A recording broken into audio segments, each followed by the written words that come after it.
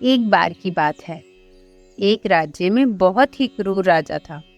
वह अपनी प्रजा को बहुत परेशान करता था और उनका सारा धन लूट लेता था। राजा से राज्य का हर आदमी परेशान था। वह अपने मंत्रियों, सिपाही और जो भी उसको नजर आता, वह सबका धन लूट लेता था। राजा के इस व्यवहार को देखते हुए दूसरे राज्य में भी इसकी चर्चा होने लगी। राजा ने अपने सारे खजाने धन से भर लिए। राज्य के हर संसाधन पर राजा अपना ही अधिकार समझता था और जैसे ही उसे मौका मिलता वह उस पर कब्जा कर लेता। एक बार उनके राज्य में एक संत आए। उन संत को उनके शिष्यों ने राजा के बारे में पहले ही बता दिया था। संत अच्छे से अवगत थे कि राजा का चाल चलन कैसा है।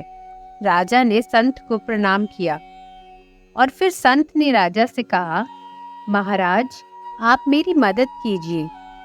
मैं बहुत परेशान हूँ। मेरे पास एक बहुत कीमती पत्थर है, इसको आप गिरवी रख लीजिए।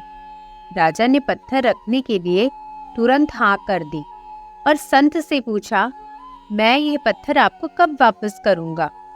संत ने बड़ी विनम्रता से उत्तर दिया, आप मुझे ये पत्थर मरने के बाद वापस कर देना। जब हम दोनों मर जाएंगे तब हम ऊपर मिलेंगे। तुम मुझे यह पत्थर ऊपर दे देना।